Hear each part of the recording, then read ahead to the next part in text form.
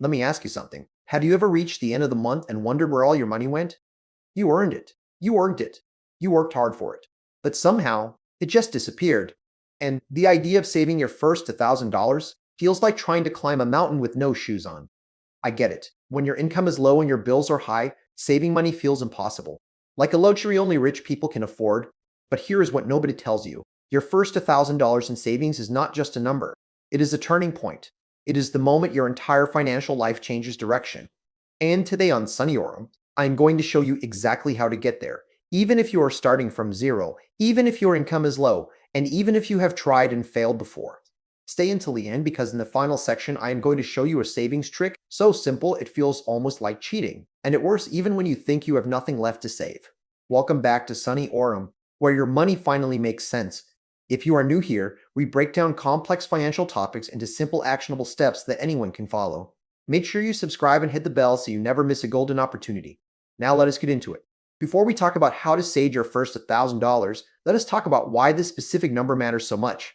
Most people think saving money is just about having cash sitting in an account. But your first $1,000 does something far more powerful than that. It breaks the cycle of living paycheck to paycheck. Here is what that cycle looks like. You get paid, you pay your bills.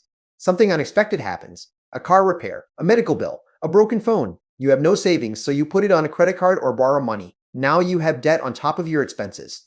Next month is even harder, and the cycle continues, month after month after month after month. Your first $1,000 in savings is called an emergency fund starter, and it acts as a financial firewall between you and that cycle. The very first step to saving your first $1,000 is knowing exactly where every single dollar of your income is going right now. Most people have no idea. They know roughly what they earn and roughly what their big bills are, but the small daily spending, that is where the money disappears and nobody notices. Write down every single thing you spend money on for 7 days. Every coffee, every snack, every subscription, every impulse purchase, everything. Do not judge it, just track it. What you will discover will shock you. Most people find $200 to $400 per month in spending they completely forgot about or never consciously chose, subscriptions they signed up for years ago and forgot, daily coffee runs that add up to $60 a month, food delivery fees and tips that add $80 a month, random online purchases that feel small but total hundreds. This is what financial experts call spending leaks. Small holes in your budget that slowly drain your money every single month, without you ever feeling like you spent a lot at once.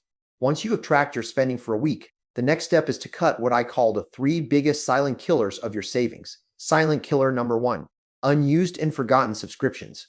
The average person today pays for 12 subscriptions every month and forgets about or never uses at least 4 of those. Go through your bank statement right now and cancel every subscription you have not actively used in the last 30 days. The average person saves $50 to $150 per month just from this one step alone. Silent killer number 2, food spending outside the home. A daily $5 coffee is $150 a month. Ordering food delivery 3 times a week at $20 per order is $240 a month. That is $390 a month just on food outside the home. Cutting this even partially, cooking at home 4 days a week instead of ordering, can save you $150 to $200 per month immediately. Silent killer number 3, impulse purchases triggered by your phone. Delete shopping apps from your phone.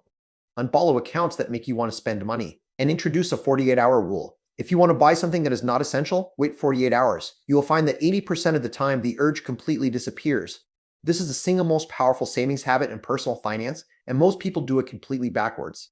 Most people get paid, pay their bills, spend on everything else, and then save whatever's left. The problem?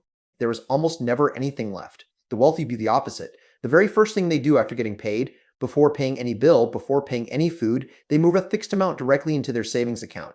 They pay themselves first, and then they live on whatever is left. Set up an automatic transfer so a fixed amount moves to your savings account automatically on the day you get paid. You never see it, you never touch it, it just goes. Automation is the secret weapon here. When saving is automatic, willpower is not required. Starting with just $50 per month automatically transferred to savings, you hit $600 in a year. Add the $150 to $300 you freed up from cutting silent killers, and you hit $1,000 in 3 to 4 months. Now here's the savings trick I promised you at the beginning.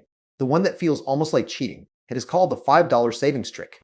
Every single time you receive a $5 bill and change, or every time you have $5 left over after a purchase, you immediately put it in a separate jar, envelope, or savings account. You never spend $5 bills. Ever. They always go straight to savings. The average person who consistently applies the $5 trick saves between $300 and $500 per year without changing a single other spending habit. Now let us talk about something that will dramatically accelerate your journey to $1,000 in sharing t-shirts, finding just one small extra source of income. Option 1. Sell things you own but do not use. The average person has $200 to $500 worth of items in their home they could sell today. Option 2. Offer a simple local service like grocery delivery, car washing, or tutoring. Option 3. Freelance a skill you already have on platforms like Fiverr and Upwork. Option 4. Take online surveys and micro tasks for $30 to $80 per month. Option 5. Resell items for profit using retail arbitrage. Pick just one of these 5 options. Focus on it for 60 days. Even an extra $150 per month gets you to $1,000 in just 2 months. Saving money is one thing. Keeping it saved is another. Keep your savings in a completely separate account from your everyday spending account, ideally at a different bank with no debit card attached. When your savings are in a separate account that is slightly harder to access, your brain stops counting it as spending money. It becomes untouchable. And give your savings account a name. Call it My First $1,000 or Emergency Fund or Financial Freedom Fund. Research shows that people who name their savings goals are significantly more likely to reach them. So let us bring it all together. Step 1. Track every expense for 7 days. Step 2. Cut the 3 silent killers. Step 3. Pay yourself first automatically. Step 4. Use the $5 savings trick. Step 5. Find one small extra income source.